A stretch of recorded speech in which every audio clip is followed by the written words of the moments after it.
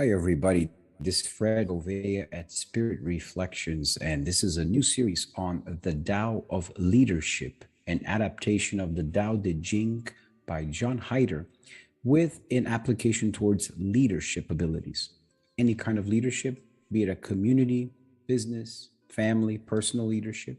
The 81 verses of the Tao Te Ching that have become famous worldwide and is considered one of the most wise texts in all of humanity. The short 81 verses, John Heider has adapted them into an application of leadership. I'd like to share one chapter at a time here on the videos on my channel, and then close the reflections with a short, simple meditation. And I hope that you enjoy as much as this book has brought me joy, inspiration, and comfort many times when I was looking for new hope, new ideas. The simple but profound verses of the Tao Te Ching have been very helpful to me. So I hope you enjoy as well. So let's get right to it. Chapter 1 on the Tao of Leadership, John Heider.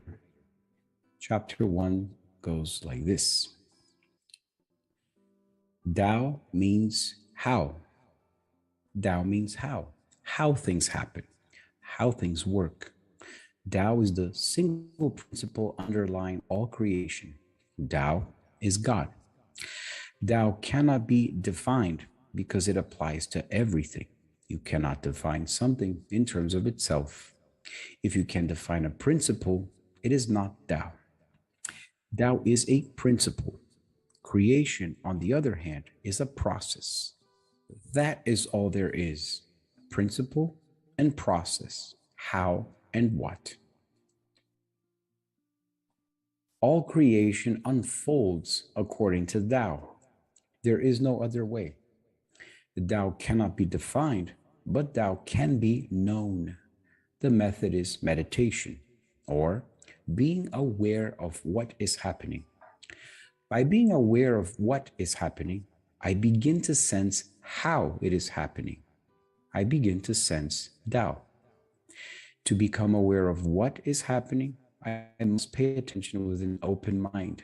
I must set aside my personal prejudices or bias. Prejudiced people see only what fits those prejudices.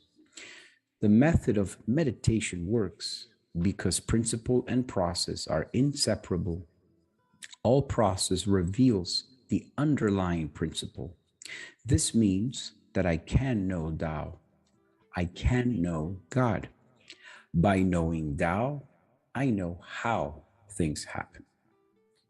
And that's just the first verse, chapter 1, very simple.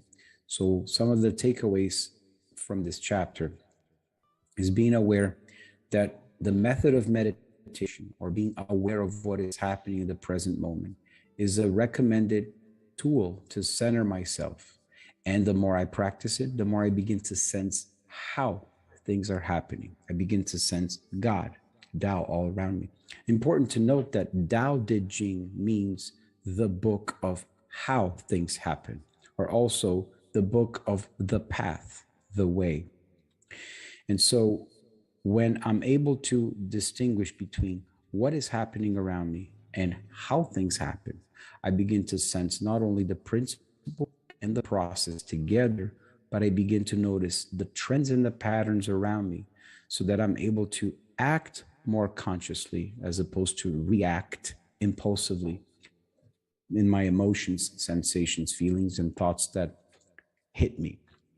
So I'd like to close this very short reflection on chapter 1 of the Tao of Leadership with a little meditation. So wherever you are in this moment, close your eyes. Take a slow, deep, full breath in, and exhale in a relaxed way, fully. And take another slow, deep, and full breath in, and relax, release, exhale completely. And take one slow, deep breath in, and release. And as you continue to breathe, Notice your body. Notice the gravity of the earth anchoring your feet on the ground. And notice every cell of your body in this moment vibrating in harmony, in unison with the thoughts and the feelings of your heart, with the thoughts and the feelings of your mind, so that you can notice what is happening within you and notice what is happening around you. To notice what is happening around me, let's check in with our five senses and imagine. So, as you're listening to my voice and you're listening to the sounds of wherever you are, breathe in and be fully present to those sounds. If you have your eyes closed, then visualize a beautiful scene of nature, a pleasant landscape that you like, and breathe into this landscape that you're visualizing with your mind's eye. Serenity, comfort, and peace, security, calmness. And as you're breathing in and out slowly, pay attention to the air and the smell, the fragrance, the aroma that is in your environment. And if you wish, also imagine a pleasant fragrance or aroma that brings you familiar memories, maybe from childhood, whether it's an herb, a plant, a flower, or a particular smell. Bring that to your consciousness now and allow your nose to feel that fragrance, that smell. And as you feel it, you relax further into the present moment.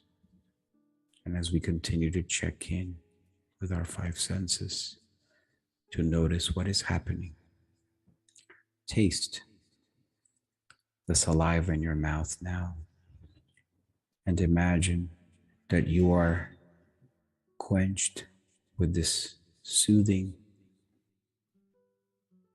cool water that refreshes your taste buds. And as you move your lips and your tongue around your mouth, you notice that you are fully quenched, fully refreshed. And notice as you touch wherever your hands and your feet are, feel the texture of the ground, feel the texture of whatever you're touching with your hands and your feet. And do another slow and deep breath in.